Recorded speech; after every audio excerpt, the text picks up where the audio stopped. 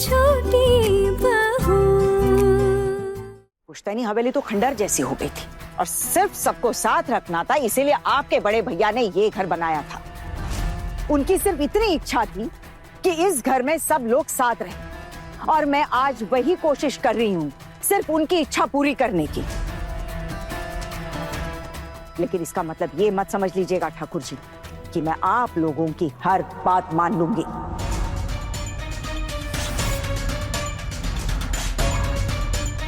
बड़ी मामी, आप मेरी माँ से इस तरह बात नहीं कर सकती हैं। बस बोल तू।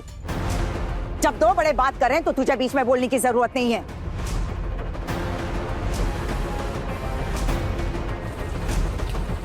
मैंने तेरी माँ को दो बातें क्या कह दी, इसका मतलब ये नहीं कि तुझे भी मुझे बोलने का मौका मिल गया। जब तू पैदा भी नहीं हुआ था तब से तेरी माँ को पहचानती और तब से इनका ख्याल रख रही हूं मैं। तेरी माँ अपने ससुराल में उसकी गृहस्थी नहीं संभाल पाई तो इसमें किसका दोष है? हमारा। और जो मैंने सहा है अपने ससुराल में, क्या वो तेरी माँ ने कभी सहा? पूछ उनसे। जिंदगी भर तो ये ऐशो आराम करते करते मायके में घूमती रही और तेरी परवरिश भी इन्हीं के मायके में हुई है, ये मत भूल। जिससे अपने मायके के अलावा कुछ पता नहीं हो, वो मेरे एक बार मायके जाने पर मुझसे सवाल करने लगी है, मुझे बातें सुना रही है। ठाकुर जी यहाँ रहती है और आगे भी रहेगी, इस बात से मुझे कोई दिक्कत नहीं है। लेकिन आइंदा पहले जैसा बर्ताव करने की अगर कोशिश आपने मेरे साथ की तो आपके लिए बहुत कष्टदायक होगा, ये याद रखिए।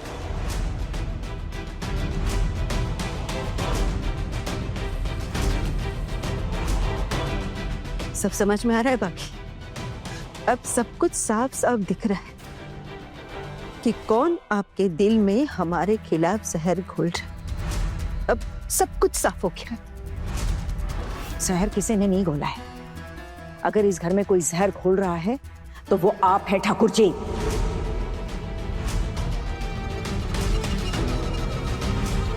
आप ये क्यों भूल रही है कि इस घर की हर चीज पर मेरी नजर है?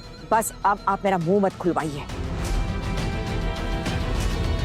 सब जानती हूँ कि किसने क्या किया है इस घर में। क्या कह रही हो आप? हाँ? कि जो कुछ भी हुआ है वो मैंने किया है, ये कहना चाहती है? क्या किया है मैंने भाभी? बताइए ना मुझे, क्या कहना चाहती है आप? मैं यही कह रही हूँ कि अब आप सबके सामने मेरा मुंह मत खुलवाइए, वरना इन सब छोटे लोगों के आगे आपकी बेइज्जती हो जाएगी। और आइंदा बात करने से पहले सोच समझ लीजिएगा। और ये जो सारा रोना धोना है ना, ये जाकर अपने कमरे में कीजिए। भाभी, आप वैसे बदल गई क्यों अचानक? मैं बदली नहीं हूं देवर जी, मैं जैसी थी वैसी ही हूं। बस फर्क इतना है कि आप लोगों से मेरी खुशियां कभी बर्दाश्त नहीं हुई। अब एक दिन में कुछ देर के लिए अपने मायके गई तो आप लोग मुझसे सवाल कर रहे, मुझसे जवाब मांग रहे। नहीं दीदी, ऐसी कोई बात नहीं है। वो तो आपको देर हो गई तो चिंता हो रही थी। ये लड़के बिना कुछ खाए आपका इंतजार कर रहे थे, पुलिस स्टेशन जाने की बात कर रहे थे, बस यही बात है। चिंता में तो तू एकदम बेहोश हो गई होगी, है ना? सब जानती हूँ छोटी, बड़ा दिल जल रहा होगा तुम लोगों को मेरी खुशियां देकर। सबको पहचानती हूँ। चिंता से ज्यादा ना जलन हो रही होगी कि घर की बहुएं मेरे साथ क्यों निकल पड़ी। तुम दोनों की बहुएं तो तुम लोगों के साथ नहीं निकलना चाहती, मेरे साथ ही क्यों? मैं इतना डांटती हूँ, इतना टोकती हूँ, फिर भी मेरे साथ चली गई, क्योंकि वो जानती है ये दुर्गा जितना डांटती है उतना ही लाड़ प्यार भी करती है। वो जितनी मेरी कठोरता से डरती है ना, उतनी ही मेरी दुलार की इज्जत भी करती है। वो जानती है मेरे अंदर भी एक इंसान है जो कभी दूसरे इंसान का गलत नहीं करेगा। रात बहुत हो गई और मुझे अपने कमरे में जाना है। माँ, चाय पीकर जाइए। आज कितना अच्छा दिन बीता ना हम सबका। लगा था घर आएंगे तो घर पे भी खुशियों का माहौल होगा, पर यहाँ तो अलग ही झमेला चल रहा है।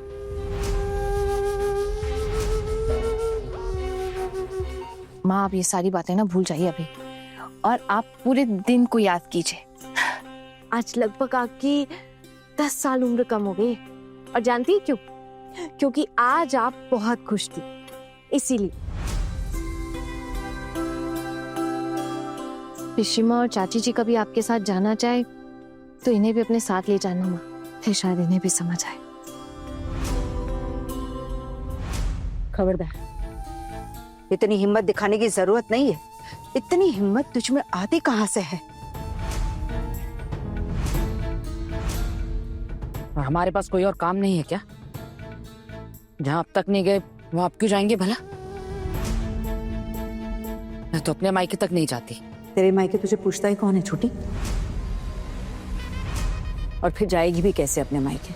तुझे तो शादी के बाद ही पराया कर दिया तेरे मायके वालों ने।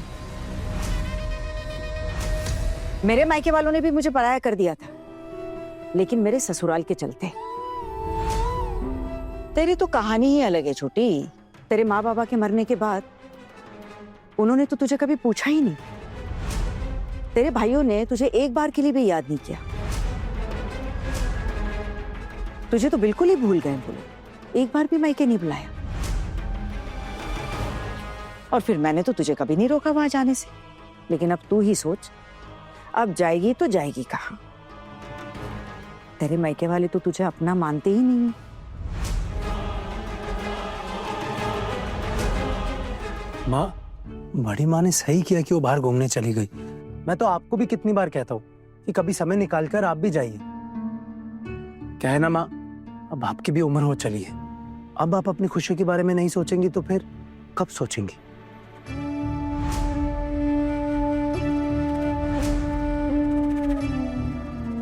पिशिमनी, चाय। मैं तेरी हाथ की बनाई हुई चाय नहीं पीऊंगी। देखिए पिशिमा, अब अगर इस हिसाब से देखा जाए, जब आप मेरे हाथों से चाय नहीं पी रही तो आप मेरे हाथों का बना हुआ खाना भी नहीं खाएंगी।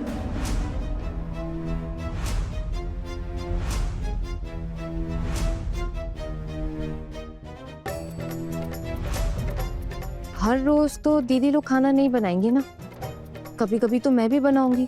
तब आप क्या करेंगी? भूखी रहेंगी उस दिन? नहीं, मतलब अगर आप ऐसा ही करना चाहती है तो ठीक है, मैं आपको चाय पीने के लिए भी नहीं बोलूंगी फिर। क्या कहा? देखा छोटू, देखा? देख रहा है इस लड़की को? संभाल ले इसे अभी भी। किस तरह बात कर रही है मेरी माँ से। आना, मैंने आपको कुछ समझाया था, आपको याद है? अभी ये बात रहने दो ना। पिशिमोनी आपसे बड़ी है, ऐसी बातें मत बोलो उनको। लेकिन मैंने कौन सी गलत बात कर दी? मैं तो सिर्फ पिशिमनी आगे क्या करेंगी ये जानना चाह रही थी। अब आप खुद सोचिए, अगर कल को मैंने बोर्ड दीदी से खाना बनाने की जिम्मेदारी ले ली तो ऐसे तो पिशिमनी खा ही नहीं पाएंगी। अब ये आगे क्या फैसला लेना चाहती है, बस यही जानना था।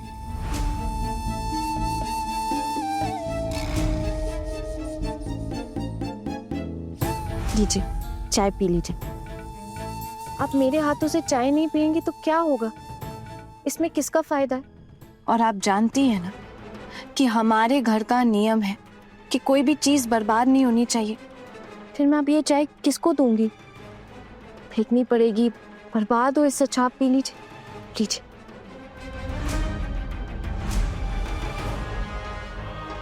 प्लीज ले लीजिए।